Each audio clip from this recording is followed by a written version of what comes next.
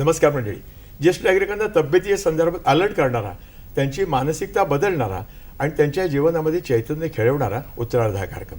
प्रेक्षक कार्यक्रमात आपलं अतिशय मनपूर्वक स्वागत. आजच्या कार्यक्रमाचा विषय तुमच्या आमच्या जिव्हाळ्याचा विषय आणि तो म्हणजे फॅमिली डॉक्टर. आणि या विषयावर बोलण्यासाठी दोन वैद्यकीय क्षेत्रातली मंडळी आपल्याकडे आलेली आहेत. मी प्रथम त्यांची ओळख आपल्याला करून देतो. डॉक्टर प्रकाश कवडी, नमस्कार. गेली 40 वर्ष ते प्रॅक्टिस करतायत, ज्येष्ठ लेखक आहेत. आणि त्यांच्यासोबत आहेत वैद्य रजनी गोखले मॅडम, नमस्कार. या 15 वर्ष प्रॅक्टिस करतायत आणि मानद प्राध्यापिका देखील त्या आहेत. नाशिकहून खास आपल्याला सांगण्यासाठी आलेले आहेत. मी या दोघांचं या ठिकाणी स्वागत करतो.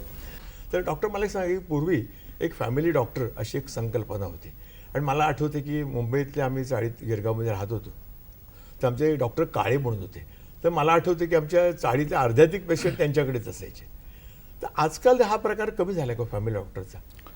ॲक्च्युली आता याला म्हणायचं झालं तर कारणं पुष्कळ आहेत, पण मुख्य फॅमिली डॉक्टरची व्याख्या म्हणजे काय हेच लोकांना अजून कळलेलं नाही आहे. कारण फॅमिली डॉक्टर म्हणजे प्रेम, जिव्हाळा आणि विश्वास या 3 गोष्टी फॅमिली डॉक्टरकडे असतात. आणि त्याच विश्वास आणि सगळं हल्लीच्या काळात चाललेलं आहे. आणि फॅमिली डॉक्टर व्हायला तुम्हाला उदाहरण द्यायचं झालं तर इंडियन मेडिकलमध्ये मी नुकताच एक प्रश्न विचारला. 150 जवळजवळ अंडर ग्रॅज्युएट स्टुडंट्स होते जे लवकरच डॉक्टर होणार आहे, का तुमच्यापैकी फॅमिली प्रॅक्टिस कोण करणार आहे? एकही हात वर झाला नाही. कारण सगळ्यांना सुपर स्पेशालिटी आणि स्पेशालिटीमध्ये इंटरेस्ट आहे. हा असा काळ का आलेला आहे ह्याचा आपण विचार करायला पाहिजे. महागडं शिक्षण, त्यावर महागडी जागा आणि पुढे प्रॅक्टिस चालेल की नाही ह्याची गॅरंटी नाही. हे जास्त फॅमिली डॉक्टरना सहन करावं लागतं. म्हणून ह्याच्यात फॅमिली डॉक्टर हा पुढे राहील की नाही. आपल्याला माहिती आहे का आता फॅमिली डॉक्टरचा दवाखाना जाऊन तिकडे सोन्या चांदीची दुकानं येऊ लागलेली आहेत. कारण फॅमिली डॉक्टरची गरज ती काय अशी लोकांचं आहे. आणि त्याच्यात एक कारण मी म्हणेन माझ्या अनुभवाने, self medication also plays a major role. अच्छा, बरोबर. म्हणजे ह्या गोष्टी तुम्ही पहिल्यांदा फॅमिली डॉक्टर, मी परत एकदा हे करतो, प्रेम, जिव्हाळा आणि विश्वास या 3 गोष्टी ज्या डॉक्टरकडे आहेत तो खरा फॅमिली डॉक्टर. आणि असे फॅमिली डॉक्टर जगायलाच पाहिजे असं मला वाटतं. बरोबर आहे. म्हणजे तुम्ही जगला पाहिजे. तुम्ही 40 वर्ष प्रॅक्टिस करताय, मला तुम्ही प्रॅक्टिस चांगली आहे. मी मॅडमकडे वळणार आहे की जसे फॅमिली डॉक्टर असायचे तसे कुटुंबाचे वैद्य देखील असायचे. आपला अनुभव काय सांगतो? आपण जर फॅमिली डॉक्टर ह्या संकल्पनेचा इतिहास बघायला गेलो तर तो खूप जुना आहे. म्हणजे अगदी देवांच्या काळात जर आपण बघितलं तर देवांचे सुद्धा डॉक्टर असायचे. आपण त्यांना अश्विनी कुमार म्हणून ओळखतो आणि त्यांना त्या काळी खूप मान दिला जायचा. नंतरच्या काळात आपण राजे रजवाड्यांच्या काळामध्ये जर आलो तर त्या काळी सुद्धा राजवैद्य असायचे. बरोबर. आणि राजवैद्याला खूप अधिकार सुद्धा तेव्हा दिलेले असायचे. म्हणजे राजाच्या सोबत त्याने राहायला पाहिजे, राजा काय खातो काय नाही खात ह्याच्यावर सुद्धा त्याचं नियंत्रण असायचं. आणि त्यानंतर मग आपण आताच्या काळामध्ये बघतो तर ती फॅमिली डॉक्टर ही संकल्पना आपल्याला दिसते. म्हणजे फॅमिली डॉक्टर हा कुटुंबातील सदस्य असायचा. बरोबर. आणखी काय सांगाल तुम्ही या संदर्भात की फॅमिली डॉक्टर म्हणजे रिलेशनशिप कशी असते तुमची? फॅमिली डॉक्टर म्हणजे केवळ फक्त आजारपणावर उपचार करेल असं नाही, तर मी आता तुम्हाला सांगितलं तसं अनेक लोक आपल्या समस्या सुद्धा डॉक्टरकडे घेऊन यायचे. किंवा त्यांना काही जर घरामध्ये अडचणी आल्या तर इतके त्यांचे रिलेशन झालेले असायचे, इतका जिव्हाळा असायचा की ते त्यांना आपले प्रश्न सुद्धा विचारायचे आणि त्याच्यावर चांगलं सोल्युशन सुद्धा त्यांना मिळायचं. म्हणजे अगदी लग्न जुळवणं असेल, बरोबर, किंवा एखाद्याला समजूत घालायची असेल तर ते सुद्धा डॉक्टर करवी केलं जायचं. आणि मला वाटतं की हा जो म्हणतात मॅडम त्याला अर्थ कसा माहिती का, म्हणून त्या लग्नापासूनच फॅमिली डॉक्टर इन्व्हॉल्व असायचं. ती मुलगी कुठल्या घरातली त्याला माहिती असायचं. म्हणजे फॅमिली हिस्ट्री जी आपण म्हणतो ना, तुम्ही आता इतके 40 वर्ष प्रॅक्टिस करताय, आजही किती कुटुंबाचे आपण फॅमिली डॉक्टर? असा काही हिशोब धरता येत नाही, परंतु जर 100% 200-400 काही जास्तच. कारण मला शिवाजी पार्क भागात मी जिकडे प्रॅक्टिस करतो तिकडे मला जो काही रिस्पॉन्स मिळाला आणि फॅमिली डॉक्टर म्हणून जगायला मिळालंय, आयुष्यातली सगळ्यात मोठी पूर्तता मला फॅमिली डॉक्टर म्हणून झालेली आहे असं मला वाटतं. कारण मी सगळ्यांच्या जिव्हाळ्याचा प्रश्न जो आहे, एक घरातला कुटुंबीय घटक आणि माझ्याकडे म्हणजे गोष्टी करणारे लहान मुलापासून ते मोठ्या म्हाताऱ्या म्हणजे वृद्धांपर्यंत सगळेजण येतात आणि मन खुलास दिल खुलासपणे बोलतात. हे सगळ्यात मोठं महत्वाचं आणि सगळ्यात महत्वाचं अनुभवलेलं आहे. ह्याचं कारण विश्वास डॉक्टरांच्या बद्दल माझ्या घरचा माणूस आहे असं एक फिलिंग यायचं. मॅडम मला एक सांगा, हा तुम्ही सांगायचं सांगत आणि त्यांना योग्य सल्ला मिळेल ह्याची खात्री तिथे असते. बरोबर आहे. आणि त्याच्यात व्हेस्टेड इंटरेस्ट काही नाही, त्रयस्थपणे तुम्ही झालं त्याच्या हिताचं सांगणार. मला सांगा मॅडम की हा जो घर एक पूर्वी आजीबाईचा बटवा असायचा घरामध्ये बरं का, तर या बटव्याचं कुठेतरी आयुर्वेदाशी नातं जोडलेलं असं वाटतं का हो तुम्हाला? आजीबाईचा बटवा म्हणजे घरगुती औषधं असं समजलं जातं, पण मला असं वाटतं की आजीबाईचा बटवा म्हणजे खरं तर फर्स्ट एड बॉक्स. अच्छा, बरं. म्हणजे डॉक्टरकडे जाईपर्यंत किंवा रात्री बेरात्री तुम्हाला जर काही त्रास झाला तर त्यावेळेपर्यंत तुम्ही काय तात्पुरते किंवा इमर्जन्सीमध्ये उपचार करू शकता असं आपण आजीबाईच्या बटव्याला म्हणू शकतो. आता त्याच्यामध्ये जी काही औषधं वापरली जातात तर आयुर्वेदामध्ये मुख्य जी औषधं तयार करण्यासाठी घटक वापरले जातात ते बरेचसे आपल्या घरामध्ये उपलब्ध असतात. बरोबर. आणि त्यांचा वापर आपण आजारपणामध्ये करू शकतो, म्हणून मग आयुर्वेदाची त्याचं नातं नक्कीच जोडलेलं काय आहे. काय असतं मला जनरल या बटव्यामध्ये काय असायचं रादर? हां, आता बटव्यामध्ये मुख्यतः म्हणजे आता कोणाला जर जुलाब व्हायला लागले तर मग त्याला सुंठीचं पाणी दिलं किंवा पाण्यामध्ये सुंठ घालून दिली, किंवा मग जायफळ लहान बाळांना जर त्रास व्हायला लागला तर मग जायफळ उगाळून दिलं, किंवा तोंड येतं बरेचदा तर पटकन डॉक्टरकडे जात नाहीत लोक की काय साधं तोंड तर आलेलं आहे त्याच्यासाठी कुठे डॉक्टरकडे जायचं, तर मग तूप लावलं जायचं. बरोबर. किंवा गैरिक चूर्ण एक मिळतं तर ते सुद्धा तुपामध्ये मिक्स करून लावलं खोकल्यावर जायचं. वगैरे औषधं खोकला आला तर मग ज्येष्ठ मध चघळायला दिलं जातं, किंवा लवंग भाजून तोंडामध्ये धरायला दिली जाते. तर लवंग आदिवाटीमध्ये लवंग हा एक घटक आहेच की तो मुख्यतः आपण खोकल्यावर वापरतो, तर आजीबाईच्या बटव्यामध्ये सुद्धा त्याला स्थान मिळालेलं आहे. बरोबर, नक्की चांगली गोष्ट आहे. मला सांगा डॉक्टर की साधारणपणे ते इतकी 40 वर्ष प्रॅक्टिस करताय, तर साधारणपणे ज्येष्ठांचे वयोमान परत आधी कुठले असतात, कुरबुर कुठली सुरू होती ज्येष्ठ? आपल्याला माहित नसेल कदाचित, परंतु genes plays a major role. अनुवंशिकता. आपल्याला ब्लड प्रेशर का होतं, आपल्याला डायबिटीस का होतं, ह्याचा आपण शोध जर घेतला तर पुष्कळच्या फॅमिलीत जीन्स म्हणजे आपल्या अनुवंशिकता येतं आणि त्याच्यामुळे हे आजार होतात. तर ज्यांच्या फॅमिलीमध्ये समजा आई वडिलांना दोघांनी डायबिटीस आहे किंवा आई वडिलांना दोघांनी ब्लड प्रेशर आहे, त्यांनी तिशी नंतर प्रत्येकाने 6-6 महिन्यांनी का होईना ब्लड प्रेशर तपासायला काय आहे, तुमचे फॅमिली डॉक्टर आहेत ते आपुलकीने बोलणार आहेत तुमच्याकडे. एक 10 रुपये 20 रुपये गेले पण तुम्हाला खात्री तर मिळते का आपल्याला आजार नाही म्हणून. आणि त्यावेळेला तुम्ही जर घेतलं, मी थोडक्यात असं म्हणे का तारुण्याची मजा आणि म्हातारपणाची सजा असं होता कामा नये. आपल्याला माहिती आहे आता जंक फूड वगैरे सगळं आलेले आहेत. हे आजार का वाढतात, हे वाढू नये म्हणून प्रिव्हेन्शन म्हणजे आम्ही MBBSला असताना आम्हाला प्रिव्हेंटिव्ह मेडिसिन हा असा वर्ज्य सब्जेक्ट वाटला, पण आयुष्यात मी प्रॅक्टिसमध्ये पाहिलं का प्रिव्हेंटिव्ह मेडिसिन हे सगळ्यात महत्त्वाचं आहे. म्हणून हे आजार जे होतात त्याच्यामध्ये मुख्यतः ब्लड प्रेशर आणि दुसरं म्हणजे डायबिटीस, कॅन्सर वगैरे हे आजार जे आहेत त्याचे आता ताबडतोब शोध लागत आहेत. म्हणजे ताबडतोब तुम्हाला निदान करता येतं आणि त्यामुळे ट्रीटमेंट घेता येतं, हे कबूल आहे. परंतु जे आजार आपल्याला कंट्रोल करता येतात तिकडे तुम्ही तरुणपणी जर लक्ष दिलं तर म्हातारपणी या व्याधी होणार नाही. पण डायबिटीस बद्दल काय सांगा, काय चेकिंग करावं का?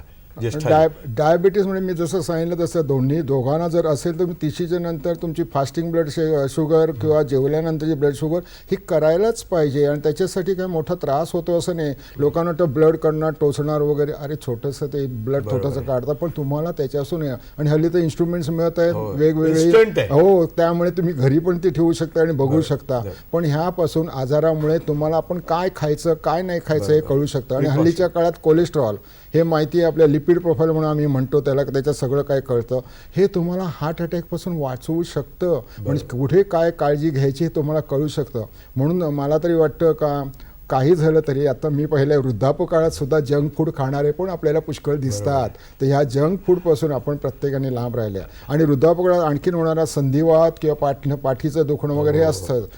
तिसरं सगळ्यात महत्त्वाचं म्हणजे मानसिक ताण. वृद्धापकाळातला मानसिक ताण म्हणजे जर तुम्ही तुमच्या नवीन फॅमिलीशी म्हणजे नवीन सुनबाई किंवा मुलाचं लग्न झालं त्यांच्याशी ॲडजस्ट जर झाला नाही तर तुम्ही तिकडे वानप्रस्थाश्रम स्वीकारायला पाहिजे असंच मी म्हणेन, पूर्वी जो होता तसा. म्हणून तुम्ही नवीन पिढीशी ॲडजस्ट व्हायला पाहिजे. आपण मुलांना वाढवतो म्हणजे काय करतो, 2 रोळावर मुलांना आपण आई वडील आपण 2 रोळा बघा, ते घसरू नये हे काम आपण करत असतो. पण ते घसरू नये म्हणून काळजी घेताना 2 लगाम ह्या हातात 2 लगाम ह्या हातात आपण पकडून असतो. तर 16 वर्षाचा मुलगा एक लगाम थोडा सैल सोडा ना, म्हणजे त्याच्या ह्यांनी चला आम्ही नव्हतो असं केलं असं प्लीज म्हणू नका. म्हणजे तुम्ही तुमच्या फॅमिलीला बर्डन होणार नाही. थोडंसं ॲडजस्टमेंट करा. आमच्या वेळेला असं नव्हतं, टी व्ही नव्हता, हे नव्हतं, आता कॉम्प्युटर आला, हे असं नका करू. तुम्ही जर ॲडजस्ट झालात तर वृद्धापकाळात सुद्धा तुम्हाला सुखाचा मानसिक ताणाविरुद्ध जाईल. बरोबर, चांगली सजेशन त्यांची. मला सांगा की तुम्ही अनुभवलंय काय की ज्येष्ठांच्या तक्रारी कुठल्या वाटल्या आपल्याला practice मध्ये? ज्येष्ठांच्या तक्रारींमध्ये आपण जर बघितलं तर मुख्यतः हा वाताचा काल असतो असं आयुर्वेदामध्ये सांगितलेलं आहे की वात त्या काळामध्ये वाढायला लागतो. बरोबर. आणि मुख्यतः पचनाच्या तक्रारी जास्त ह्याच्यामध्ये होतात की पचनशक्ती कमी होते. मग अशा वेळी तुम्ही तुमचा आहार बदलायला पाहिजे. बरोबर. पचनशक्ती कमी होते आहे पण तुम्ही तुमचा आहार पहिल्यासारखाच चालू ठेवला बरोबर. तर मग पोटाच्या तक्रारी तुम्हाला सुरू होतात. बरोबर.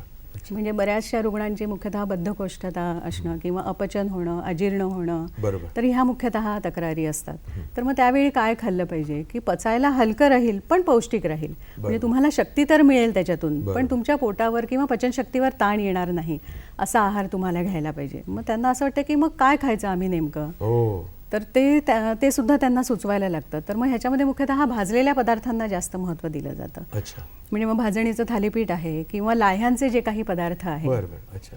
मग ज्वारीच्या लाह्या, राजगिऱ्याच्या लाह्या, म्हणजे ह्या पौष्टिक आहेत बरोबर. पण पचनशक्तीवर तुम्हाला ताण येऊ देणार नाहीत. तर मुख्यतः ह्या एक तक्रारी आपल्याला आढळतात. दुसरं सध्या आपल्याला गुडघेदुखीची तक्रार खूप रुग्णांमध्ये आपल्याला आढळताना दिसते. मग त्याच्यासाठी काही सोपे व्यायाम, अशा सवयी जर आपण तरुणपणापासून म्हातारपणाची तयारी केली तर ही इन्व्हेस्टमेंट आहे म्हातारपणासाठीची. तर तशी जर आपण तयारी केली तर पुढे आपल्याला ते त्रास होणार नाहीत किंवा वेळेवर त्याची दखल घेतली गेली पाहिजे. बरेचदा असं होतं ज्येष्ठांच्या बाबतीत की 2 आपल्याला प्रकार आढळतात की काही ज्येष्ठ असे असतात की क्षुल्लक त्रास जरी झाला तरी त्यांना असं वाटतं की आपल्याला काहीतरी खूप मोठा आजार झालेला आहे आणि लगेच स्पेशालिस्टकडे जा किंवा वेगवेगळ्या तज्ज्ञांना दाखवा.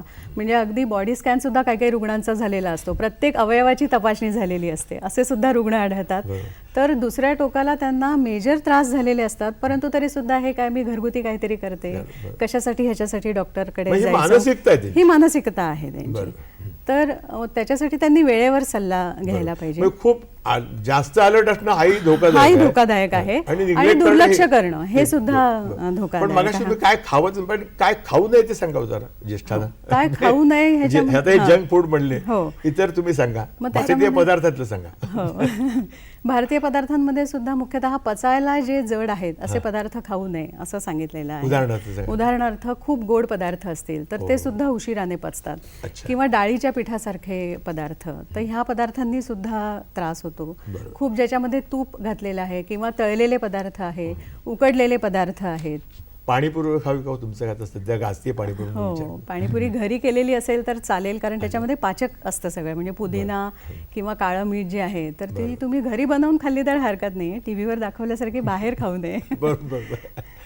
पण मला सांगा की बेसिकली काय होतं, नाही मला याच्यात एक आणखी सुचवा असं वाटतं का एक्सरसाइज व्यायाम वृद्धांनी करावे की नाही. आपल्यामध्ये आपण रिटायरमेंट झालो का आता टी व्ही समोर आणि आपण खुर्चीवर बसून जेवण सुद्धा खुर्चीवर बसूनच घेतो. व्यायाम शरीराला काही मिळतच नाही. आता आमच्या एरियामध्ये म्हणजे बोलायचं म्हणजे शिवाजी पहिला राऊंड मारणार आहेत, राऊंड किती मारो ह्याला पण लिमिट आहे. काही जण 3, 4, 5 राऊंड, अहो तुमचे गुडघे कामातून जातील, अँकल जॉईंट कामातून जातील, ह्याची तुम्ही काळजी घ्यायला पाहिजे. एका बाईने मला सांगितलं की मी 8 राऊंड मारते शिवाजी पहिला. मला आश्चर्य वाटलं, 8 राऊंड तुम्ही एका याच्यात मारता? नाही, मी माझी गाडी घेऊन येते आणि ड्रायव्हरला सांगते राऊंड मार म्हणून माझ्याबरोबर आणि गाडीतून राऊंड, मोकळी हवा मिळते. काही असो, हा विनोद अपार्ट, पण बाकीच्या गोष्टीसाठी तुम्हाला व्यायाम हा पाहिजेच. जेवल्यावर जर तुम्हाला फिरायला जायला कंटाळा येत असेल, घरातल्या घरात काहीतरी फिरा, पण एक्झॅक्ट कुठेही तुम्ही फिरू शकता आणि शरीराला व्यायाम पाहिजे. चलनवलन झालं आणि कॉन्स्टिपेशन, बद्धकोष्ठता ही एक जी मेन आहे, तर तुमच्या शरीराला हालचाल नसेल, तुमच्या आतड्यांची मुवमेंट कशी होणार?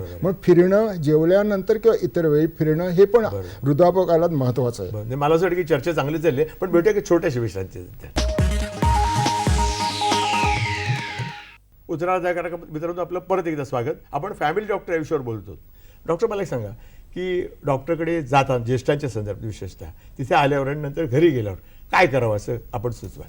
हा फार महत्त्वाचा प्रश्न आहे. आपल्याला माहिती आहे आपलं वय जसं वाढत जातं, साठी बुद्धी नाठी असली आपली म्हणच आहे. तेवढी नाठी पण ह्याच्यात एक लक्षात ठेवायला पाहिजे, आपलं जेव्हा साठी उलटली जाते त्यावेळेला आपण काळजी काय घ्यायची. आपल्याला माहिती आहे आपल्या व्याधी इतक्या वाढलेल्या आपल्या वाटतात, जसं मॅडमनी सांगितलं तसं का एक जरी छोटीशी व्याधी असली तरी आपल्या त्याचा पाऊ मोठा करतो. तर तुम्ही जाताना डॉक्टरकडे, डॉक्टर पण बिझी असतात, डॉक्टरकडे पण बाकीचे पेशंट आहेत, ह्याचा विचार करा. आणि तिकडे गेल्यावर तुमच्या लक्षात म्हणजे विस्मरण होण्याची शक्यता जास्तीत जास्त असते. त्याला अल्झायमर वगैरे डिसीज कोणाला होतो, काय डिमेन्शिया वगैरे आजार होतात. परंतु त्यावेळेला तुम्ही तुमच्या तक्रारी लिहून घेऊन जा. म्हणजे तुम्ही तक्रार जर वाचायला लागला तर डॉक्टर हे चाणाक्ष असतात, तुम्ही वाचत जाता आणि डॉक्टर लिहायला सुरुवात. तुम्हाला वाटतं आपल्याला डॉक्टर लक्षच देत नाही, पण डॉक्टर तुमच्या तुमच्या बोलता काय ते लक्ष ठेवून असतो आणि महत्त्वाच्या तक्रारीवरून तो तुम्हाला जज करत असतो, तुमच्या बोलण्यावरून सुद्धा. तर डॉक्टरकडे जाताना तुम्ही तक्रारी लिहून घेऊन जा. आणखीन एक महत्त्वाचं का तुम्ही एक कोणतरी माणूस आपल्या घरातला कोणी रिलेटिव्ह असेल त्याला घेऊन जा. कारण डॉक्टर काय सांगतात हे घरी जाऊन तुम्ही सांगत नाही. अशी पण माझ्याकडे पेशंट आहेत का काही जण ते त्यांना अल्सर आहे पोटात, तिखट खाणं बिलकुल खात नाही म्हणून सांगतात आणि सुनबाई काही दिवसांनी येऊन त्यांना तळलेल्या मिरच्या लागतात. म्हणजे असे जे आहे त्यावेळेला तुम्ही तुमच्या आजारासाठी किंवा लक्षात राहत नसेल तुमच्यावर एक नातेवाईक घेऊन गेलात तरी चालेल. तसं डॉक्टरकडे गेल्यावर मुख्य आजार जो आहे तो पहिल्यांदा सांगा. नाही तर मग उठल्यावर तपासताना स्टेथोस्कोप लावल्या त्यांची बडबड कधी कधी चालू राहते आणि त्यावेळी डॉक्टर ते ऐकत नाही असं त्यांना वाटतं. बाहेर गेल्या परत पुन्हा मध्ये येऊन डॉक्टरना विचारतात, असं करू नका. तसंच घरी गेल्यावर डॉक्टरनी सांगितलेले प्रॉपर डोसेस घ्या. काही वेळेला काय असतात 4 वेळा आम्ही डोस घ्यायला सांगतो, बरं वाटलं मग 3दा, मग 2दा आणि 1दा. काही काय अँटीबायोटिक्स किंवा काही औषधं ह्याचे प्रॉपर डोसेस आहेत. त्यासाठी आम्ही आमचं जीवन शिकताना घालवलं आहे. MBBS आम्हाला सगळे डोसेस लिहून दिले आहे. त्या डोसेसला तुम्ही फॉलोअप केलं पाहिजे. पैसे वाचवायसाठी कधी कधी केलं जातं हे पण तर कधी कधी कंटाळा म्हणून केलं जातं. म्हणून अमेरिकेत किंवा इंग्लंडमध्ये ह्याच्यासाठी घरी जाऊन तपासणारे, घरी जाऊन पेशंटच्या ते गोळ्या बरोबर घेतात की नाही हे सगळं विचारलं जातं आणि त्याप्रमाणे ते डोसेस घेतात की नाही. तर काय होतं कधी कधी डॉक्टरला वाटतं आपण औषध दिलं त्याचे परिणाम काय झाले नाही, मग डॉक्टरचा डायग्नोसिस स्वतःलाच त्यांना कॉन्फिडन्स राहत नाही आणि ते दुसरा डायग्नोसिस करतात. यासाठी कृपया म्हणून डॉक्टर म्हणून आल्यावर सुद्धा आपली काळजी घेणं हे फार महत्त्वाचं आहे. तसंच केमिस्टकडे जर प्रिस्क्रिप्शन डॉक्टरने दिलं तर कृपया केमिस्टनी सांगितलं म्हणून औषधं बदलू नका. कारण ते जे इन्ग्रेडियंट्स असतात तेच इन्ग्रेडियंट दुसऱ्या कंपनीचे फार स्वस्तात वाटतात. केमिस्ट सांगतो की हे घ्या म्हणून आणि तुम्ही तिकडे वय होता, पण त्याचा इफेक्ट तेवढा होत नाही. म्हणजे डॉक्टरने क्वालिटी, डॉक्टर क्वालिटीप्रमाणे वागतात का चांगल्या कंपनीची औषधं देतात, त्याचे इन्ग्रेडियंट दुसऱ्या कंपनी असेल पण तिकडे क्वालिटी कंट्रोल असतो हे डॉक्टरना खात्री करतं. तेच औषधं घ्या. कदाचित तुम्हाला वाटले फार महाग आहेत, 2-4 दिवसांनी बरं वाटलं ना डॉक्टरना फॉलोअप करा. काही औषधं पुढे चालू करू का नको, डॉक्टर कदाचित जर बरं वाटलं असेल कमी करतील, पण कधीही स्वतःच्या याने औषधं ॲडजस्ट करू नका. त्याच्यात अजून एक मला सुचवावं असं वाटतं की बरेचदा आज आपण बघतो की वेगवेगळ्या मासिकांमध्ये किंवा पेपरमध्ये वेगवेगळ्या आजारांची माहिती येत असते आणि सगळे लोक हे सगळे वाचत असतात माहिती आणि नंतर मग ती लक्षणं वाचल्यानंतर त्यांना असं वाटायला लागतं की आपल्याला हाच आजार झालेला आहे. बरेच पेशंट आपण असे बघतो की ते कात्रणं घेऊन येतात की डॉक्टर मला हे असं होतं, मला हा आजार झालेला आहे का. बरेचदा तर कॅन्सर वगैरेची लक्षणं असतात, त्यांना एखादी छोटी कुठेतरी डोक्यात गाठ झालेली असते आणि ते म्हणतात की डॉक्टर मला कॅन्सर झाला आहे का, कारण ही सगळी लक्षणं मला आता दिसत आहेत. तर त्यांनी हा एक विचार सोडावा. म्हणजे मुख्यतः आत्मविश्वास थोडासा रुग्णांनी ठेवणं आवश्यक आहे आणि इतकं पण मग वाचन करू नये. जर इतकं तुमची आत्मविश्वास जर कमी असेल तर असं वाचन त्यांनी टाळावं असा मी त्यांना सल्ला देईन. आपण त्यातली दर्दी नाही मॅडमच्या याला अनुसरून मी एक सांगतो. आता पूर्वीचा काळ गेला, आज आम्ही औषधं लिहिली का इंटरनेटवर जाऊन सगळं बघतात आणि इंटरनेटवरून दुसऱ्या दिवशी डॉक्टर ह्याला हे साईड इफेक्ट्स आहेत, ते साईड इफेक्ट्स आहेत. अहो आम्ही तुम्हाला त्या औषधाचे गुणधर्म समजून सगळं काही करून देतो, पण इंटरनेटवर जाऊन त्याच्यावर हे साईड इफेक्ट्स आहेत, ते साईड इफेक्ट तुम्ही मला का दिला. पण ह्याच्या उलट पण परिणाम होतात. हल्ली ॲडव्हान्स टेक्निकमुळे मेडिकल सायन्स एवढं पुढे गेलेले आहेत, इंटरनेटवर चांगली माहिती सुद्धा मिळते. पेशंटने त्या बाबतीत प्रश्न जरूर डॉक्टरांना विचारा, परंतु ते चुकीचं आहे असं कधी गैरसमज करू नका. अतिचिकित्सकपणा नेहमी घातक ठरतो. किंवा असंही लोक करतात बरेचदा की आपण त्यांना एकदा खोकला झाला म्हणून औषध लिहून दिलं तर त्यांना तेव्हा त्याच्याने बरं वाटलेलं असतं, ते सांभाळून ठेवतात आणि पुढच्या वेळी खोकला झाला की पुन्हा तीच औषधं स्वतःहून चालू करतात. खरं तर आता खोकल्यामध्ये कितीतरी प्रकार असतात की कफ पडणारा खोकला आहे की सुका खोकला आहे, कदाचित उलटी औषधं असतात. म्हणजे पुढच्या वेळी जर त्यांना कोरडा खोकला झाला आणि ओल्या खोकल्यासाठी औषध दिलेलं असेल तर आजार आणखीन वाढण्याची शक्यता असते.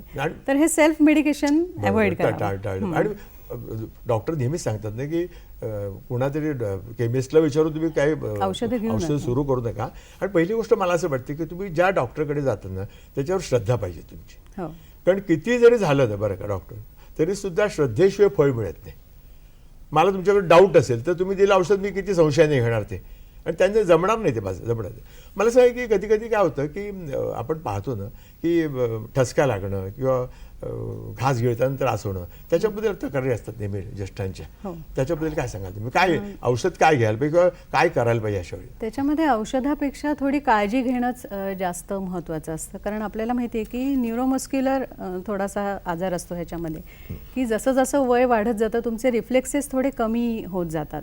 मग ज्यावेळी आपण अन्न गिळत असतो तेव्हा जी झडप असते ती श्वासनलिकेवर जात असते आणि मग आपण अन्न गिळत असतो. पण जेव्हा हे रिफ्लेक्सेस कमी व्हायला लागतात तर एखाद्या वेळी ती झडप पूर्ण लागली नाही आणि त्याच्या आत आपण जर भरभर खाल्लं तर मग तो घास कुठेतरी तिथे जाण्याची आणि मग त्याच्यामुळे ठसका लागण्याची शक्यता असते. म्हणून एकतर सावकाश जेवायला पाहिजे आणि दुसरं म्हणजे जेवताना त्यांनी खूप बोलू नये किंवा दुसरीकडे लक्ष डायव्हर्ट करू नये. जेवताना बरेच लोक बोलतात, टीव्ही पाहतात. बरोबर. आणि घास गिळताना बरं काय किंवा तुम्हाला सांगितलं ठीक आहे. ते मला सांगा की आपण डॉक्टरची श्रद्धा सुद्धा असते त्याच्यामध्ये, म्हणजे डॉक्टरचे मेडिकल सायन्सचा अथॉरिटी असला तर आपण RX देतो आपण माहिती आहे प्रत्येक prescription. हां, तर त्याचा काय अर्थ आहे तुमच्यामध्ये? त्याचा म्हणजे तुम्ही खरं ॲक्च्युली ते ह्याच्यासाठी होतं का पूर्वी कंपाऊंडर असं ते मिक्सचर वगैरे तयार करायचं आहे. हल्लीच्या काळात ती प्रथा गेलेली आहे, आता सगळं रेडीमेड मिळतं. पण पूर्वीच्या वेळेला कंपाऊंडरला ही ऑर्डर दिली जायची का ह्याप्रमाणे तू औषधं खालची घे आणि तयार कर, ह्याचा तसा अर्थ.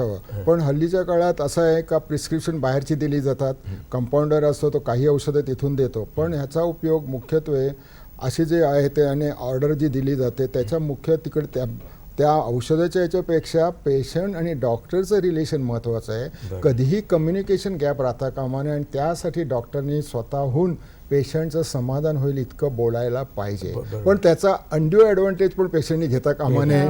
का ती कंप्लेंट केल्यावर परत दुसरी कंप्लेंट, तिसरी कंप्लेंट, आणि मला का हे झालं, दुसऱ्याला का नाही होत, असे पण विचारणारे पेशंट आहेत. का मला हा आजार झाला तर दुसऱ्याला घाल, तू किती बाहेर खातो. आता तुम्ही जसं मगाशी सांगितलं भेळपुरी, पाणीपुरी, आज रस्त्यावर तुम्हाला भेळपुरी, पाणीपुरी खाणारे दिसतात. ह्यांना 10 वर्षांनी विचारा, त्याच्यातले 60 to 70% ह्यांना अमिबी कोलायटिस म्हणजे अमावस्याचं दुखणं होणारच. हा माझा स्टडी गेले 40 वर्षातला आहे. का तुम्ही आता खाताना मजा वाटते, पण तुम्हाला म्हणून ह्या सगळ्या गोष्टीपासून ॲडवाईस करणारा फक्त फॅमिली डॉक्टरच असतो. बरोबर. मला वाटतं की ह्याच्यातली श्रद्धेचा भाग सगळ्या RX बदला. पण आपण दूरध्वनी घेऊया. अजय सोनावणे, नाशिक. हा बोला. हा अजयजी बोला. हॅलो, बोला. बरं, नमस्कार. मी नाशिकवरून अजय सोनवणे बोलतोय. हा बोला बोला. हा नमस्कार. नमस्कार माझा. मी प्रकाश कोळी डॉक्टरांचे लेख लोकसत्तावरी नेहमी वाचत असतो. छान उपयुक्त लेख असतात. मला मॅडमला गोखले मॅडमला प्रश्न विचारायचा आहे की ही जी संकल्पना आहे फॅमिली डॉक्टर ही नष्ट होत चाललेली आहे आणि ती झालेली पण आहे आणि त्याच्यासाठी तुम्ही काहीतरी प्रयत्न करायला पाहिजे. मी असं बघितलं सर्वसाधारणपणे की फॅमिली डॉक्टर हा जो होता तो ॲलोपॅथीकडे जो प्रॅक्टिस करणार होता त्याच्याकडेच लोक जास्त जी फॅमिली डॉक्टर म्हणून आयुर्वेदामध्ये ही संकल्पना जास्त करतली आणि त्यासाठी तुम्ही काय प्रयत्न करणार आहात? धन्यवाद. कळलं का प्रश्न? हो, त्यांचं म्हणणं असं आहे की ॲलोपॅथीकडेच फॅमिली डॉक्टर ही कन्सेप्ट जास्त आहे, आयुर्वेदाकडे का नाही. तर असं नाही आहे. आपण आज जर बघितलं तर अनेक रुग्ण आज आयुर्वेदिक डॉक्टरकडे सुद्धा फॅमिली डॉक्टर म्हणून बघतात किंवा त्यांचे ते नेहमीचे पेशंट आहेत. आणि एक छोटासा अनुभव मी ह्या निमित्ताने सांगते की असंच एक पूर्ण फॅमिली माझ्याकडे आहे पेशंट म्हणून. तर त्यांचा मुलगा आहे मेंटली रिटार्डेड. बरं. पण तो इतका पण रिटार्डेड नाही आहे की नेहमीची कामं त्याला करता येणार नाही, म्हणजे गतिमंद ह्या प्रकारातला आपल्याला म्हणता येईल. तर एक दिवस त्यांनी मला येऊन सांगितलं की आम्हाला ह्याचं लग्न करायचं आहे, तर काय करावं. तर म्हटलं मुलीला पण बोलवा तुम्ही. मुलीची पण आपण काही तपासणी करून घेतली. तर मग नंतर असं लक्षात आलं की मुलगी पण थोडी गतिमंद आहे. मग त्यांना मी सल्ला दिला की लग्न करायला हरकत नाही, पण त्यांनी मूलबाळ होऊ देऊ नये. मग कारण त्यांची जर फॅमिलीची हिस्ट्री पाहिली तर प्रत्येक पिढीमध्ये एक मेंटली रिटार्डेड होता. म्हणजे त्याचा काका होता, त्यांचे आजोबासुद्धा एक मेंटली रिटार्डेड होते. तर म्हटलं स्वतःहून आपण पुढच्या पिढीमध्ये का हे असं घडवावं. तर मग त्यावेळी ते तयार झाले की ठीक आहे, निदान लग्न तर होऊ देत ह्याचं, कारण आम्ही ह्याला किती दिवस सांभाळणार, त्याला जोडीला कोणीतरी पाहिजे.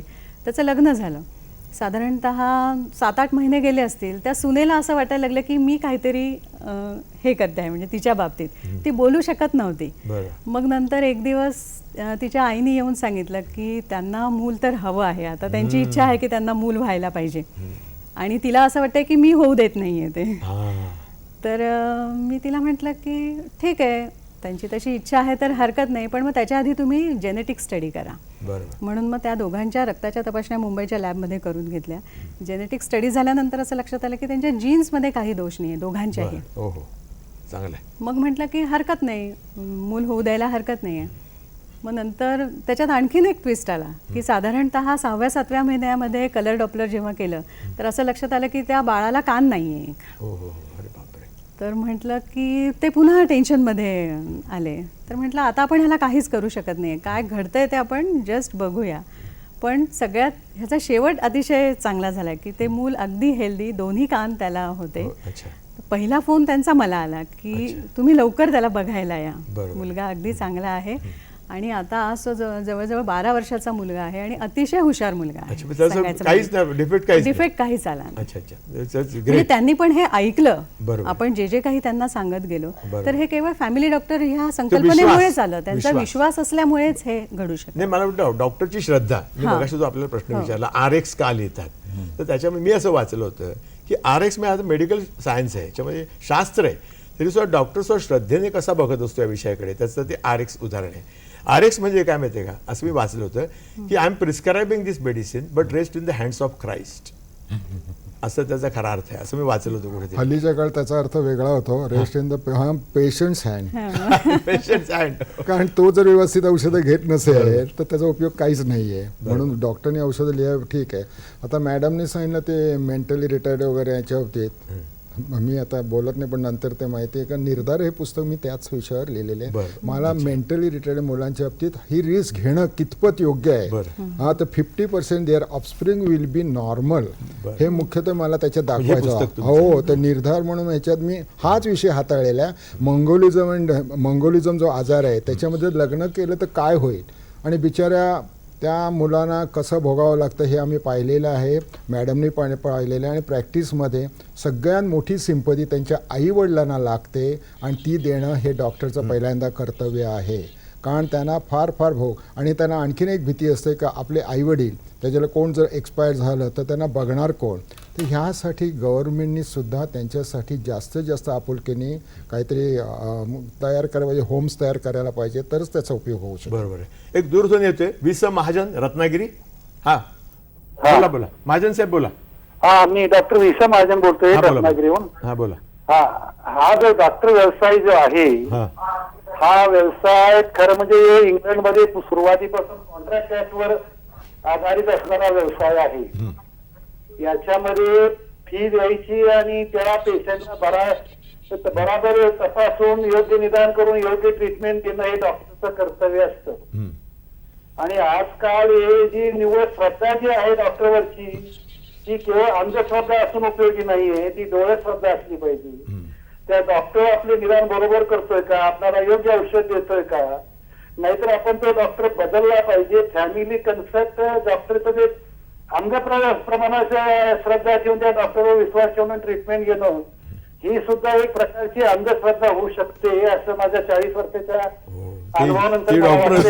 याबाबत काय मत आहे? पण तुमचा डॉक्टर प्रश्न काय सांगा, का तुमचं मत मांडताय आपण? आजकाल लोक फॅमिली कन्सेप्ट डॉक्टरवर श्रद्धा ठेवत नाही. सकाळी एक पेशंट डॉक्टर, दुपारी दुसरा डॉक्टर, संध्याकाळी तिसरा डॉक्टर. अच्छा. त्यामुळे श्रद्धा, विश्वास आणि हे जे काही कसोटी आहे ती केवळ डॉक्टर असून चालणार. रुग्णांनी ती पण श्रद्धा दाखवायला पेशंटची असली पाहिजे. बरोबर. आणि त्या दोघांनी मेडिकल इथिक्सला धरून कारभार केला पाहिजे. बरोबर. तो होत नाही. हा व्यवसाय राहिलेला नाही, हा धंदा राहिलाय. याबाबत आपलं मत काय आहे? मला असं वाटतं की त्यांनी फार बोल्ड प्रश्न विचारलेला आहे. फार पण चांगला आहे. आपण भेटूया एका छोट्याशा विश्रांती. मित्रांनो, आपलं परत एकदा उत्तरार्ध या कार्यक्रमात स्वागत. मी आता डॉक्टर कवळींकडे वळणार आहे की पूर्वी त्यांनी एक प्रश्न विचारला होता की असं काही बाल प्रॅक्टिस होत आहेत वगैरे डॉक्टरांचं, आपलं काय मत आहे?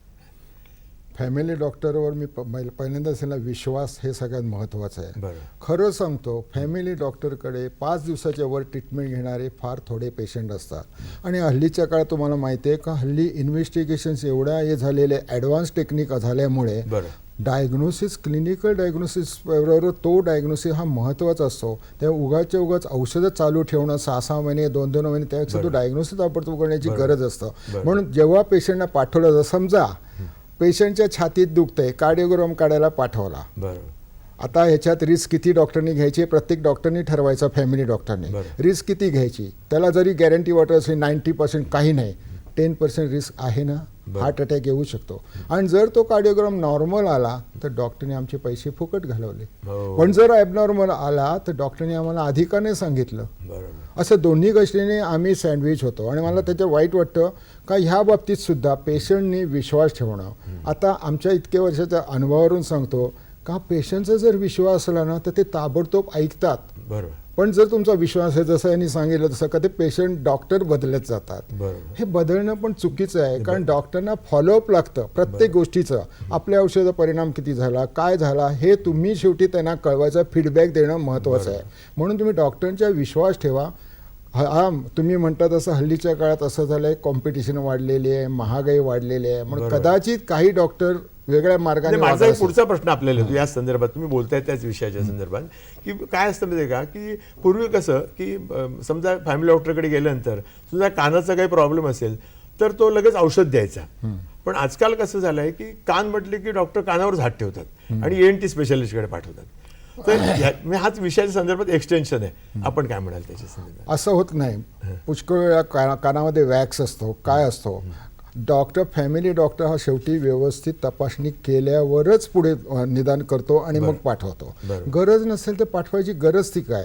परंतु समजा जे पस येत असेल तर त्याच्याकडे जर दुर्लक्ष पेशंटनी केलं किंवा ते ड्रॉप्स व्यवस्थित टाकलं, मशी मी जसं म्हटलं तर कॉम्प्लायन्स म्हणून आम्ही म्हणतो, ते जर तुम्ही फॉलोअप केलं नाहीत आणि मग डॉक्टरना दोष देता, जर त्याच्यामध्ये आणखीन काय व्हायला लागले कॉम्प्लिकेशन, तर डॉक्टरना शेवटी तिकडे पाठवून ते इंटरनल तपासणी करणं कानाची ही पण महत्त्वाची आहे. म्हणून डॉक्टर जेव्हा तुम्हाला पाठवतात तेव्हा माझ्यासारखे अनेक डॉक्टर आहेत.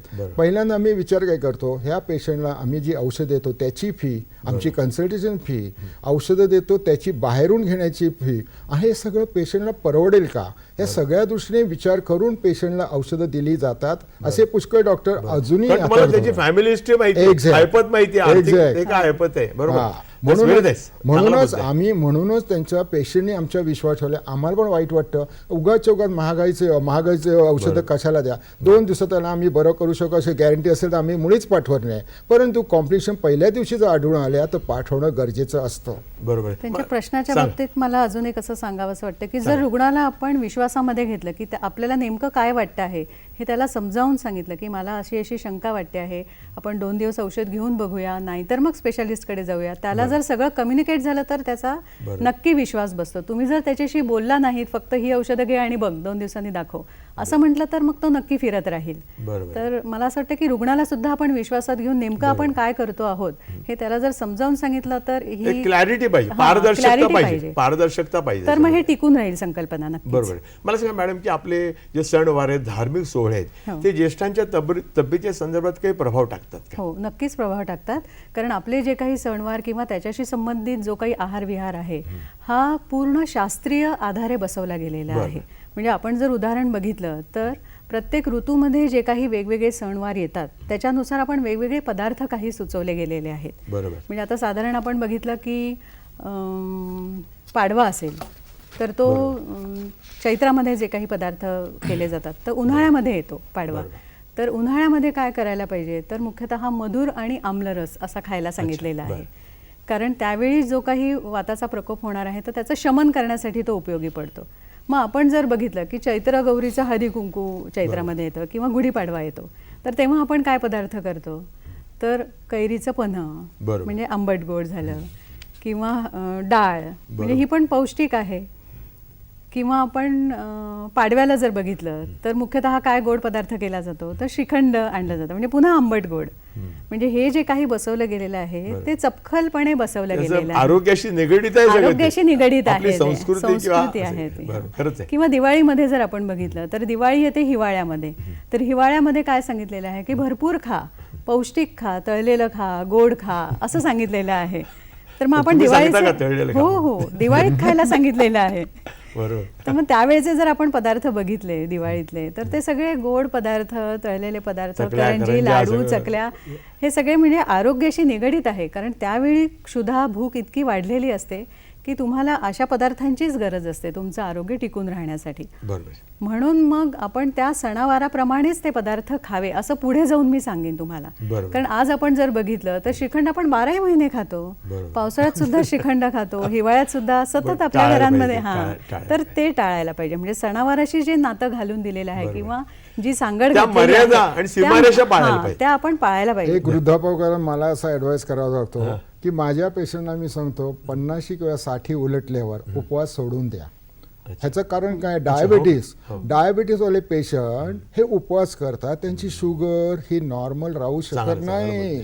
त्यामुळे तुम्ही उपवास तरी सोडायला पाहिजे, कारण तो डोस फॉलोअप बरोबर होत नाही आणि कधी कधी हायपोग्लायसेमिया आणि शुगर कमी होऊ शकते आणि तुम्ही नंतर डबल डोस घेता, म्हणजे त्याचं सगळंच ते चक्र ते उलटं फिरतं. त्यासाठी तुम्ही उपवास करायचे. हां, देवाच्यावर नक्की विश्वास ठेवा, देवासाठी काही करा, पण काही वेळेला उपवास करून आपल्या शरीराला अपाय होईल असं काही करू नका. बरोबर आहे. म्हणजे डॉक्टर मला सांगा की तुम्ही कलाकारांची डॉक्टरशी, तुमची जिव्हाळ्याच्या डॉक्टरशी ख्याती आहे, तर कलाकारांच्या आठवणी काय जागवाल? आता माझी एरिया तशी चांगली एरिया असल्यामुळे कलाकार पुष्कळ आहेत बरोबर. आणि माझ्या कलेला त्यांच्या आकार येण्यापेक्षा माझ्या प्रॅक्टिसला त्यांच्यामुळे आकार आलेला आहे. आणि म्हणूनच मला हे वाटतं का गजानन जागीरवर अनेक जण आले, पण माझ्या आयुष्यातलं सगळ्यात मोठं समाधान कैलासवासी गदी माडगुळ, कैलासवासी सुधीर फडके आणि यशवंत देवसारखे दिग्गज माझे पेशंट झाले, ह्यासारखा मला आनंद दुसरा नाही आहे. पण ह्याच्याबरोबरच माझ्यावर अनेक जे कलाकार आले, ह्या सगळ्या कलाकारांना मी पाहिलं का. जसं बाबूजींच्याबद्दल बोलायचं झालं, बाबूजींनी गीत रामाने गाताना मी खरं ते सांगतोय का मला अक्षरशः त्यांच्याबद्दल कौतुक वाटायचं. प्रोग्राम व्हायच्या अगोदर जर घसा बसला किंवा काय झालं तर मला डॉक्टर औषध द्या, आणि झाल्यावर ते फोन करून सांगायचे का मला बरं वाटलं. हे ते मॅनर्स त्यांच्याकडे जे होते ते फार उत्तम होते. तसंच ते पेटी पायार घेऊन गीत रामायण गायचे, 3-3 तास ते पेटी पायार. शेवटी त्यांना गुडघ्याचा त्रास व्हायला लागला. मी त्यांना सांगितलं का पेटी खाली ठेवून, आणि ते ऐकू लागले. असे हे सुधीर फडके, काही म्हणा, ही माणसं डॉक्टरांचं ऐकत होती, डॉक्टरांना फॅमिली डॉक्टर म्हणून मानत होती, आणि त्यामुळेच सांगतो का त्यांनी ऐकल्यामुळेच आम्हाला स्फुरण चढायचं का ह्यांना आपण लवकरात लवकर बरं केलं पाहिजे, कारण ह्यांच्यावर सगळी जनता त्यांच्यावर अवलंबून आहे. बरोबर आहे, खरंच आहे. एक दुरुत्व येतोय श्रीपाद आगाशे, ठाणे. हा बोला. नमस्कार. हा, नमस्कार. श्रीपाद आगाशे, ठाण्याहून बोलतोय. आता फॅमिली डॉक्टर ही संकल्पना थोडी कमी झाली असली तरी मोठ्या प्रमाणात अजूनही आहे असं मला वाटतं, आणि याला कारण बऱ्याच डॉक्टरांचा प्रामाणिकपणा आणि निष्ठा हेच आहे. तर मला एक या संदर्भात असं सांगायचं आहे की मी नेत्रदानाचा एक 30 वर्ष प्रचार प्रसार करतोय, तर फॅमिली डॉक्टर या संदर्भात फार मोठी भूमिका पार पाडू शकतात असं मला वाटतं. तर समजा डेथ सर्टिफिकेट देताना 10 जणांना डॉक्टरांनी रिक्वेस्ट केली तर त्यातले 2-3 जण तरी हो म्हणतात. तर या संदर्भात डॉक्टर कवळींनी आणि मॅडमनी जरूर मार्गदर्शन करावं असं मला वाटतं. धन्यवाद. मला असं वाटतं की आपण एक छोटीशी विश्रांती घेऊन मग आपण उत्तर घेऊया. नेत्रांच्या संदर्भात काय सांगा? श्रीपादजींनी जो प्रश्न विचारला तो फार उत्तम आहे, आणि खरोखर म्हटलं तर नेत्रदान काय, अवयवदान इतके काय, देहदान हे सुद्धा पुष्कळ जण करायला आता सरसावलेले आहेत, आणि हे उत्तम आहे. परंतु नेत्रदान करताना मी माझ्या दवाखान्यात सुद्धा असे पॅम्पलेट्स ठेवलेले आहेत की नेत्रदान करा म्हणून. पुष्कळ वेळा पेशंट म्हणजे जे एक्सपर्ट होता ते स्वतः त्यांनी लिहिलेलं असतं का माझं नेत्र, पण पुष्कळ त्यांचे नातेवाईक आहेत ते मात्र त्याच्या अगेन्स्ट राहतात, आणि त्यामुळे ते कॉन्ट्रोवर्सी त्याच्यानंतर होते, करावं की नाही करावं की नाही. मग शेवटी शेवटी त्याच्यात काय होतं का नेत्रदानाला काही जण तयार होत नाही. पण नेत्रदानाचं महत्त्व इतकं आहे का खरोखरच आपण एक कोणाला ते दृष्टी देतोय हे महत्त्वाचं आहे. आणि यासाठी आम्ही पुष्कळ ठिकाणी असे कॅम्प्स वगैरे घेतो आणि लोकांना त्याचं महत्त्व पटवून देतो. तेव्हा आम्ही फॅमिली डॉक्टर नसतो तर एक लोकांच्यावर काहीतरी एक चांगले संस्कार घडवून त्याच्यासाठी करतो, असा आम्हाला आनंद होतो. बरं, तुम्ही काय सांगाल? नेत्रदानबद्दल आम्ही नेहमीच प्रमोट करतच असतो. म्हणजे रोटरीतर्फे सुद्धा आम्ही अनेक लोकांचे फॉर्म भरून घेतलेले आहेत, दवाखान्यात सुद्धा रुग्णांचे भरून घेतो. आणि मुख्यतः त्यांना त्यावेळी नीट समजावून सांगणं आवश्यक असतं की आपण समाजाचं सुद्धा काही देणं लागत असतो आणि ह्या निमित्ताने सुद्धा आपण एक मोठं समाजासाठी कामच करत असतो. तर आता डॉक्टरांनी जसं सांगितलं की रुग्णाला तर आपण फॉर्म भरताना समजावून सांगतोच, पण नंतर सुद्धा त्यांच्या कुटुंबियांना सुद्धा हे समजावून सांगणं आवश्यक असतं आणि ती भूमिका फॅमिली डॉक्टर अतिशय चांगल्या पद्धतीने करू शकेल. त्यांनी खूप चांगल्या प्रश्न आता विचारलेला आहे. बरोबर. मला डॉक्टर सांगा की ज्येष्ठांचा आहार विहार कसा असावा, काय सांगाल आपण? ज्येष्ठांचा आहार म्हणजे मी मशी सांगितलं तसं ज्यांना ब्लड प्रेशर किंवा हे असेल त्यांनी खरोखर कोलेस्ट्रॉल वगैरे ह्याची तपासणी करून घेणं महत्त्वाचं आहे. तसंच बाहेरचं जंक फूड शक्यतो खाऊ नये. कधी तुम्ही म्हणाला तसं दिवाळीत पुष्कळचं खावंसं वाटतं, घरात केलं असेल तर घरात असं आहे का सॅच्युरेटेड आणि अनसॅच्युरेटेड आपल्याला माहिती आहे आता पुष्कळ ते फॅशनेबल आणखीन ऑइल्स येत चालली आहेत. ती थोडीशी महाग पडतात पण त्याच्यात कोलेस्ट्रॉल लेवल कमी असते. तर खायचंच असेल तर तुम्ही काही पथ्य पाळायला आहे. नॉनव्हेजमध्ये आता रेड मीट, जर तुमचे कोलेस्ट्रॉल लेवल जास्त असेल तर रेड मीट वगैरे खायचं नाही. काही फिश आहेत जी शेलफिश आहे ती खाऊ नये. हे तुम्ही पाळायलाच पाहिजे. इतके वर्ष खात होते, बाजूचा खातो म्हणून मी खाणार असं करू नका. आता मी अक्षरशः फॉरेन कंट्रीमध्ये एकदा अमेरिकेतच असं पाहिलं का बिचाऱ्यांना डायबिटीज नुकताच झाला होता आणि ते आमच्यावर जेवायला बसले आणि बिचारी चेहरा पाडून असे बसले होते का त्यांना खायला मिळत नाही म्हणून. पण त्यांनी ती रेस्ट्रिक्शन स्वतःवर घालून घेतली. पण अशा वेळेला जर तुम्हाला वाटत असेल तर ही रेस्ट्रिक्शन घालायलाच पाहिजेत. लग्नाला गेलो, कुठे गेलो का डायबिटीज असलेल्यांनी सुद्धा पथ्य पाळायला पाहिजे. तुमचे मित्र तुम्हाला भले पुष्कळ आग्रह करतील पण हे पथ्य पाळा. आणखीन तुम्ही जसं डाएट बद्दल बोलला तसं मला एक सांगायचं वाटतं का स्मोकिंग करणारे तरुणपणाची मजा आणि म्हातारपणी त्याचा पुष्कळचा त्रास होतो. तर ह्या सगळ्या तुम्ही रेस्ट्रिक्शन आणायला पाहिजेत आणि ते तुमच्या हातात आहे. 60 नंतर आपल्याला बोनस आयुष्य लाभलेलं आहे ह्याची जाणीव जर ठेवली तर आपण दुसऱ्याला बर्डन होणार नाही. आता पुष्कळ जण म्हणतात अहो काय झालं, गेलो तर गेलो नाही, पण तुम्हाला जर पॅरालिसिस झाला किंवा हार्ट अटॅक घेऊन गेला तर घरात तुम्ही बर्डन होता आणि घरातल्या माणसांना किती त्रास देता याचा विचार करा. लायबिलिटी. पण मी असं पाहिलेलं आहे का आमच्या एरियामध्ये का सुनबाईन आपल्या सासऱ्यांची ट्यूब, संडासाची ट्यूब ही दररोज बदलायला लागायची आणि हे काम जवळजवळ 15 ते 20 वर्ष करत होते. अशाही सुनबाई हल्लीच्या काळात आढळतात आणि मला यांचं कौतुक आहे. पण तरीही मला वाटतं का आपला त्रास दुसऱ्याला होऊ नये ह्यासाठी जेवढं काही प्रिव्हेन्शन करता येईल तेवढं तुम्ही करा. बरोबर. तुम्ही काय सांगा, मला वाटतं तुम्ही पुस्तकच चांगलं लिहिलंय. आणि त्याच्या बाबतीत असं सांगता येईल की आपल्याला माहिती आहे की अन्न तारी अन्न मारी, म्हणजे अन्न तुम्हाला चांगलं आरोग्य सुद्धा देऊ शकतं जर तुम्ही चांगल्या पद्धतीने घेतलं तर, पण तेच अन्न तुम्हाला आजारी सुद्धा पाडू शकतं किंवा मरणसुद्धा त्याच्यामुळे येऊ शकतं जर तुम्ही ते चुकीच्या पद्धतीने घेतलं तर. त्याच्यामुळे तुमचं निरामय आयुष्य जर तुम्हाला हवं असेल तर तुम्ही योग्य पद्धतीने आहार घेणं आवश्यक आहे. ह्याच्यासाठी पथ्यकर पण रुचकर असं तुम्ही घेऊ शकता. ह्याच्यासाठी आवश्यक नाही, अनेक लोकांना असं वाटतं की आपल्याला आता फक्त रोज मुगाची खिचडीच खावी लागणार आहे, तर तसं नाही आहे. तुम्ही पथ्यकर पण रुचकर असा आहार नक्कीच घेऊ शकता. तुम्ही डॉक्टर, तुम्ही हे सगळं ट्रीटमेंट देता त्या लोकांना, पेशंटना बघता तुम्ही हातात लेखणी देखील घेतलेली आहे, ती प्रेरणा कुठून मिळेल तुम्हाला? ॲक्च्युली बोलायचं म्हणजे अनिल बर्वे हे आमच्याच इमारतीत राहणार आहे आणि खरोखर सांगा इतका मोठा लेखक माझ्या सान्निध्यात आला हे मी खरोखर देवाचे आभार मानतो. आणि जसं मला काय कोणाचं प्रेरणा मिळाली आणि वाटलं का आपल्या डाव्या हातात स्टेथोस्कोप आणि उजव्या हातात लेखणी हे जर 2 गोष्टी असल्या तर आपण काहीतरी लोकांसाठी करू शकतो. डॉक्टर म्हणून आपण एरियामध्ये प्रसिद्ध होऊ शकतो, फार तर धन्वंतरी अवॉर्ड मिळाला तर सगळीकडे प्रसिद्ध होऊ शकतो, पण लेखणीने तुम्ही तुमच्या मनातले विचार सगळ्यांच्याकडे पटवू शकता. आता मी जी 11 पुस्तकं लिहिली त्याच्यापैकी 6 पुस्तकं ही माझ्या मेडिकल सायन्सवर आहेत. पण ती जर मेडिकल सायन्सवर नुसतं लिहिली ते वृक्ष वाटतात, नुसतं ॲडवाईस करणं हे करू नका ते. पण ते कादंबरी रूपात जर लिहिलं, जसं मगाशी मॅडमने सांगितलं निर्धारी तुम्ही म्हटलं ते निर्धार त्याच्यावर लिहिले, तसंच आता माझं ते ह्या एक मिनिट मला वाटतं एक दूरध्वनी येतोय. किशोर पाटील, नांदेड. हा बोला किशोरजी, बोला. हा सर, मी नांदेडहून बोलतोय. हा बोला. सर माझ्या आता BP वाढलेला होता, त्यामध्ये रक्ताची वगैरे चाचणी केल्यानंतर डॉक्टरांचं असं म्हणणं आलंय की जो हे आहे कोलेस्ट्रॉल ते बरोबर आहे, परंतु ट्रायगलिस्टिक वाढल्यामुळे तुमचा बीपी वाढलेला असं डॉक्टरांचं म्हणणं आहे. तर ते बरोबर आहे का सर? म्हणजे 100% बरोबर आहे. मी माशी सांगितलं तसं तुमचा कोलेस्ट्रॉल वगैरे लेवल वाढून देऊ नका.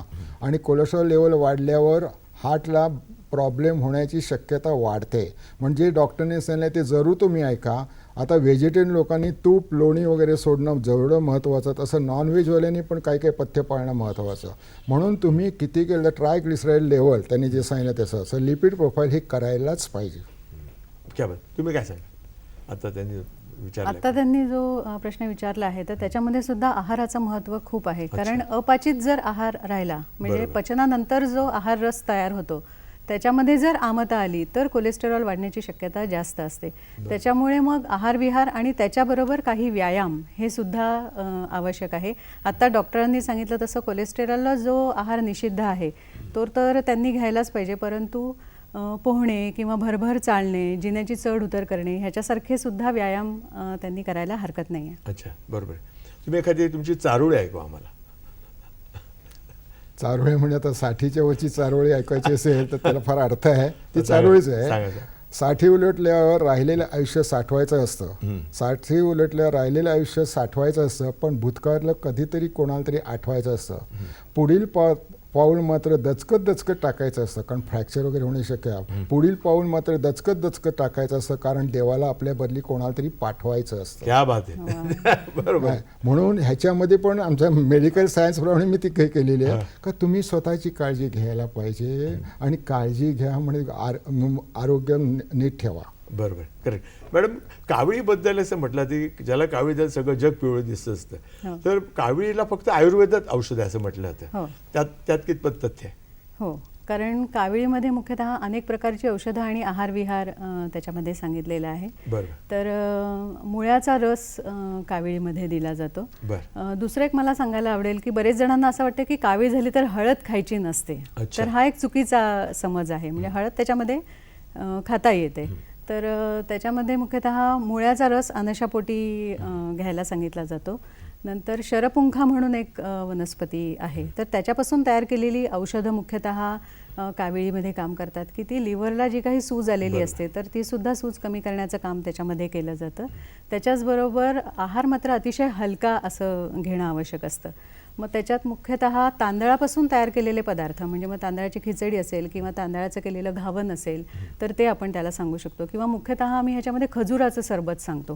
म्हणजे एक 4-5 खजुराचे दाणे, 7-8 मनुका आणि डाळिंबाचे दाणे वाटीभर हे एकत्र करून ज्यूस करून ते सरबतासारखं घेतलं तर हे अतिशय पौष्टिक, हलकं आणि काविळीमध्ये अत्यंत उपयोगी असं हे कॉम्बिनेशन आहे आणि सोपं आहे. हां, तर ते एक घेऊ शकतो. आणि मुख्यतः जेव्हा कावीळ बरी व्हायला लागते, थोडीशी जेव्हा भूक वाढायला लागते, अशा वेळी मग ज्वारीची भाकरी, तिळाची चटणी असं देऊन नंतर मग नॉर्मल आहारावर त्याला आणलं जातं. तुमची एखादी छानशी कविता ऐकवा आम्हाला कार्यक्रमाच्या समारोपाच्या ह्याच्यात. कविता म्हटलं तर माझा जीव की प्राण आहे. कारण कवितेमध्ये पुष्कळ शब्दाला अर्थ असतो. बरोबर. आता इतके वर्ष फॅमिली डॉक्टर म्हणून मी झालो आणि करतोय प्रॅक्टिस, त्याच्यावरच ती कविता आहे. फॅमिली डॉक्टर म्हणून मी जगतोय, फॅमिली डॉक्टर म्हणून मी जगतोय. तुम्ही भरभरून दिलेले प्रेम मनापासून मी मागतोय. क्या बात आहे. माझ्या जीवनात तुम्ही पेशंट म्हणून आलात, माझ्या जीवनात तुम्ही पेशंट म्हणून आलात. हळूच हृदयात प्रवेश करून माझेच तुम्ही झालात, हळूच हृदयात प्रवेश करून माझेच तुम्ही झालात. तुम्हाला लवकर बरं वाटावं म्हणून देवाकडे मी प्रार्थना करतो आहे. फॅमिली डॉक्टर म्हणून मी जगतो आहे. खरंच डॉक्टरना हृदय नसतं असं कोणीतरी म्हणतात, खरंच डॉक्टरना हृदय नसतं असं कोणीतरी म्हणतात, पण डॉक्टरनाही हृदय असतं असंही काही म्हणतात, पण डॉक्टरनाही हृदय असतं असंही काही म्हणतात. म्हणूनच खरंच तुम्हाला दुखलं खुपलं तर मनाला फार वाईट वाटतं, म्हणूनच तुम्हाला दुखलं खुपलं तर मनाला फार वाईट वाटतं. नकळत हळूचकन डोळ्यातून तेव्हा पाणी ओघळतं. तुम्हाला बरं वाटावं म्हणून मनापासून मी प्रयत्न करतोय. फॅमिली डॉक्टर म्हणून मी जगतोय. क्या बात आहे. सुंदर. आजच्या कार्यक्रमाचा उत्कृष्ट समारोप तुम्ही केलेला आहे. मला असं वाटतं मी प्रेक्षकांना एकच म्हणेन त्याच्यामध्ये की ज्येष्ठ मंडळींना मी असं सांगेन की तुम्ही सुखाच्या मागे लागू नका. कारण सुख हे मांजरासारखं असतं, पण त्याला बोलवलं की येत नाही. पण आपण त्याकडे दुर्लक्ष केलं आपल्या पायात घुटमळायला लागतं. मला असं वाटतं की आज तुम्ही या ठिकाणी आलात आणि अतिशय छान ही मैफल रंगवलीत. आज विषय तसा गंभीर होता फॅमिली डॉक्टर. आणि फक्त एक शेवटचं वाक्य म्हणतो सांगा का कुणी म्हातारं सगळेच होतात, वृद्ध सगळ्यांना येतो. सकाळी उठल्या देवाच्या पाया पडण्या अगोदर सूर्याच्या पाया पडा. हे सूर्यदेवा, आजचा दिवस तू मला दाखवला म्हणून मी तुझा पहिल्यांदा आभारी आहे. नंतर बाकीचं वा, वा, चालू करा. उत्तम. तर आज तुम्ही या ठिकाणी आले, जे छान इतके चांगली वाक्य समोर ऐकवलीत त्याबद्दल आपले सह्याद्री मनपूर्वक आभार. आणि गाणं मात्र डॉक्टर कवळींच्या आवडीचं आपण याच सुरानी